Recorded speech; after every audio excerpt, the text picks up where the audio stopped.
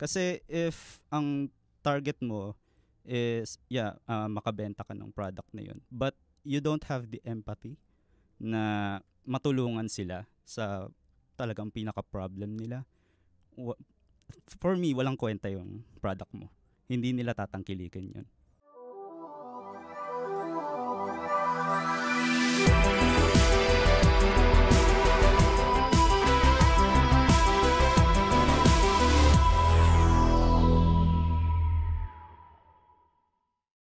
Alright, welcome back to another episode of Kakamp Computer, where tech meets wit and wisdom. And in today's episode, pag-uusapan natin yung technical product managers. And I wanna ask yung mga kasama ko dito, ano ba yung ginagawa ng isang product manager or let's say technical product manager? Ano? Sige, next. Sige. Yeah, Pinasag. I've been in BPO companies before. And of course, meron din dun mga clients na meron silang product talaga. So, those people na nag-handle ng like yung branding ng function ng product nila, ano ba sila, feasible ba sa market or ano, sila yung tumitingin nun.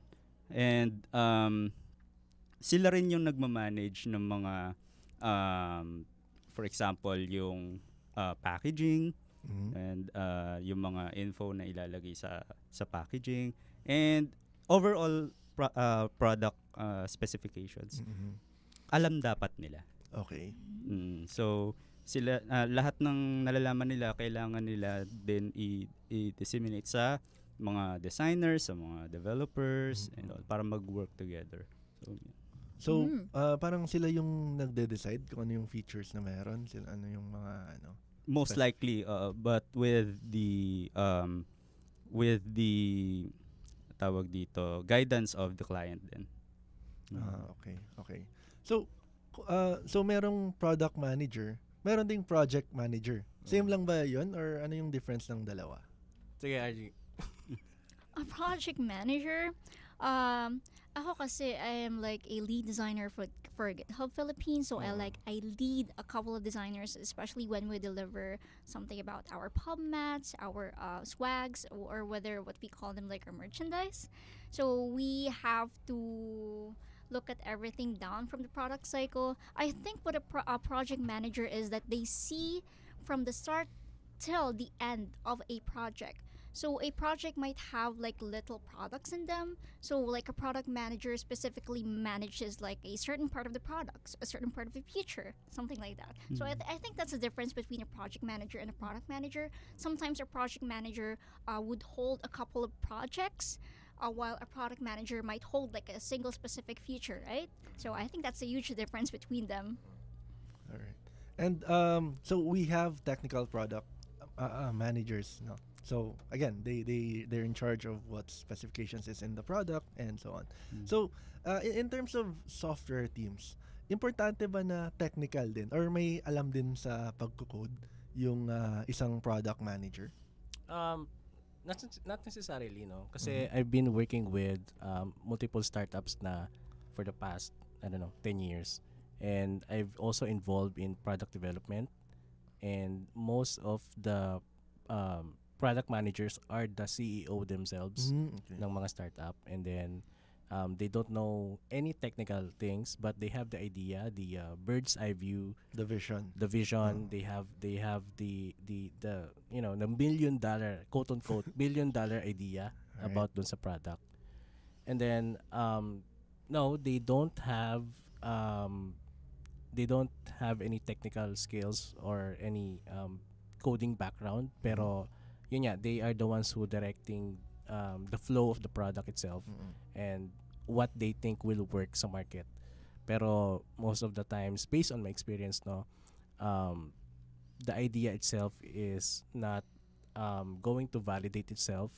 It needs to be in the market. So ang reality mo is the customers. And you need to create like say MVP, and then build it as fast as possible in regards to to validate the idea. Kung yung idea nung CEO or nung product manager is magwo-work.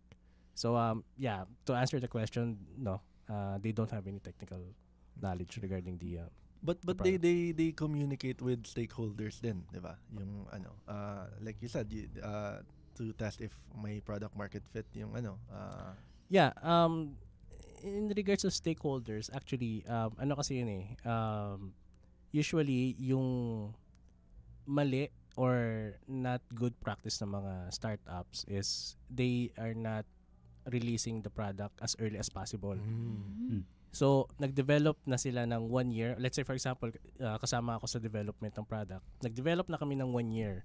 Nabuild na namin yung product. And then, nung nirelease namin, wala pa lang. walang market. Walang market Walang for it. customers. Oo. So, yun yung mali na ginagawa ng mga startups, ng mga CEO na, I have a bright idea.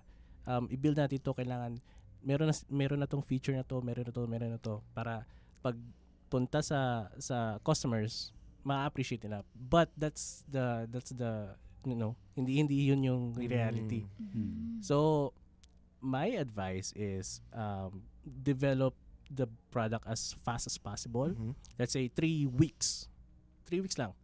And then gawa ka ng MVP and then release it into the customers. Tapos doon ma-validate yung product. Right. Mm. So, ship fast and then iterate on that Yes. based Oo. on the customer feedback. Oo. Tama. Tama. And as technical managers, you've mentioned na hindi necessary kailangan may coding background sila. So, ano yung mga necessary skills na meron dapat sila? RG. I think one of the most necessary skills is communication. So you really have to communicate really well because it's really hard to understand like what do you want us to do, right? Yeah. So for me, I think one of the most essential skills that that they should have is clear communication. So we would be able to understand each other. So how we can make the product, how can we deliver them, and at the same time how we are going to release them. So I think there is like a common bottleneck between like communication talaga. So like every time like we're going to say something that this is what we need to do, sometimes hindi kasi siya really very clear and then we're gonna go back on it again and again. So it's just gonna cause the strain on the timeline instead of like moving Completely fast. agree. Yeah. How about you, Nix? So, sa akin naman, kasi meron akong product na ginawa before. So, medyo nare-relate ko yung sarili ko into product manager. The story is, ikakasal ako 2 months na lang before ng kasal ko and wala pa kaming invitation. Ang ginawa ko to systemize my guest. No? Gumawa ako ng online invitation na ang goal is to, of course, that is pandemic, that's way back 2022, pandemic siya. So hindi kami makapag-print ng mga invitation. Alright. Ang ginawa ko is online invitation. And since ginawa ko rin siya from WordPress, gusto ko na na-validate din yung mga guest. Kung sino lang inilagay ko na guest doon sa system, sila lang dapat yung nakakapasok. And then yung nila yung sagot nila yes or no. So ako skill na kailangan ng isang product manager is empathy. Empathy sa client nila or sa customer Or na sa tina-target users. nila, sa users nila. Kasi if ang target mo is makabenta ka ng product na yun, but you don't have the empathy na matulungan sila sa talagang pinaka-problem nila, for me, walang kwenta yung product mo. Hindi nila tatangkilikin yun. Okay. I think kasi yung purpose ng product is either to solve a problem or to entertain. So that's the biggest purpose of the product. Okay. If yung product is hindi nag-away ng ganon, I mean, it will be failed. Right. Yeah. Yeah. And with that said, we'd like to thank our sponsor for today's podcast. PC Rift, your one-stop shop for affordable, quality pre-built computers. Looking for a powerful, reliable PC without breaking the bank? Look no further. At PC Rift, we offer top-tier pre-built computers designed to meet your needs, whether you're gaming, working, or everything in between. High performance, affordable prices, built to last with warranty. Visit our Facebook page and unlock the power of your next PC.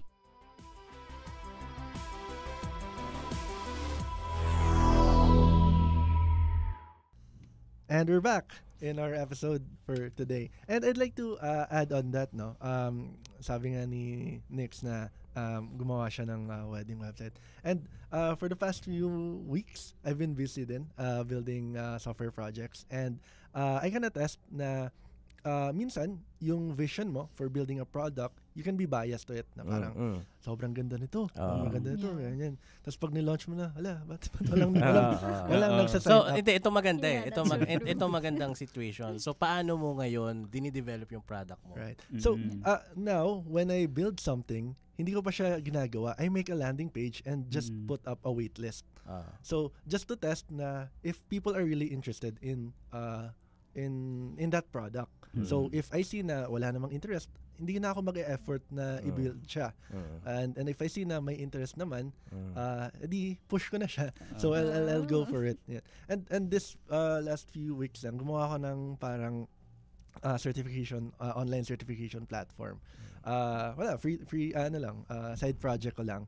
And then, I just released an MVP. And then, there were like hundreds of users na. Like mga 150 users on the first week. Ganun. And sabi ko, ayos to And then, I decided to put up a paywall on it. And I found out na users were willing to pay. Na may nagbabayad talaga. So do you think na-validate yung idea? Na-validate yung idea ko. And in-scrap ko na yung ibang side ideas ko kasi yung feeling ko na itong idea na to, this would work, hindi pala. And yung parang, okay, side lang. Yun pala yung nag-hit sa mga Kasi you never know talaga hanggat hindi mo nire-release sa customers. Yeah, True. that's true. That's Oo. true. Oo. At saka malaki din yung part ng market research before you tawag dito, deploy Actually, your product. even you have market research, tapos sa tingin mo, ay, swak fit talaga yung product ko doon sa market, but then, walang pumapansin kahit nag-ads ka na.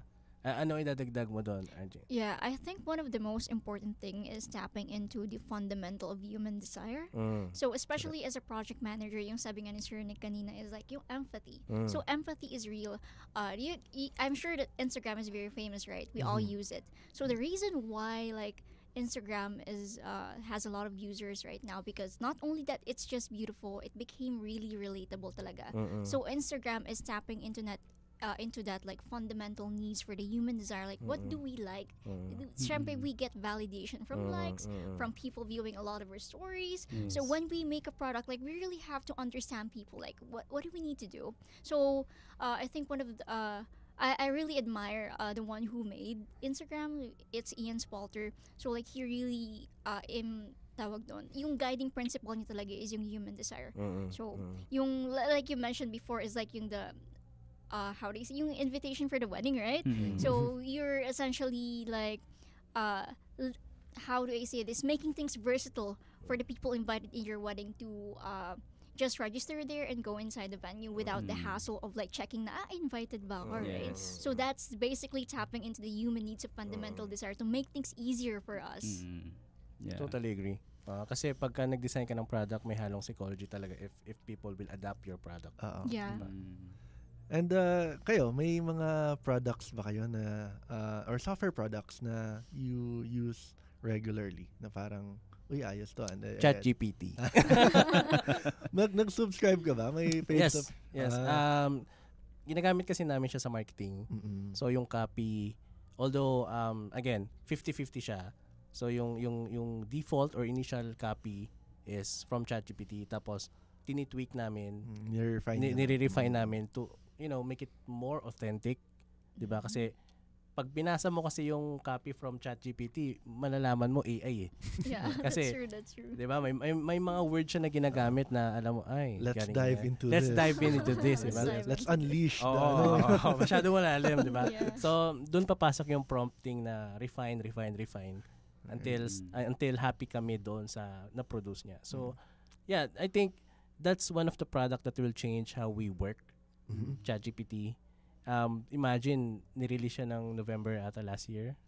Tapos 100 million agad yung users, 'di ba? So that one thing alone validates the product that, improve a lot of ways on how we do our work. So kayo, meron ba kayong mga product na ginagamit? Me currently right now, I'm using Apple Notes.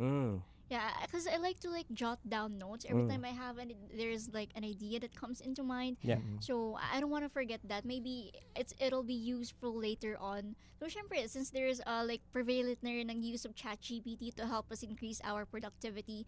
So instead of just like hey, suddenly I have an idea, I'm just gonna put this in the app notes. So really useful siya for me as someone like who thinks all the time, not really overthink, who just thinks all the time. Kasi as a product designer, as a product manager, you're gonna look at the world in a different perspective. Yep. So you're gonna take notes, everything. Oh, they designed this layout in this certain way. Yep. I'm gonna take note of that. I might be able to apply it in my next product, in my next work.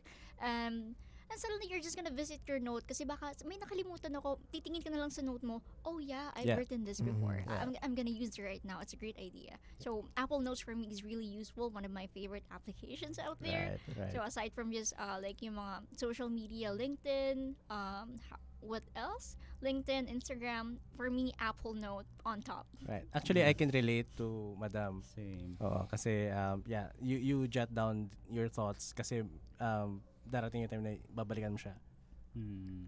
Ikaw next. Same Baka yung function. website mo pa. Tapos na yun eh. Pero ako right now mas gamit ko, bukod sa ChatGPT of course, mas gamit ko is Notion. Notion serves as my second brain. Lalong-lalo na kapag katulad niyan may naisip tayong idea, gusto kong i-note agad.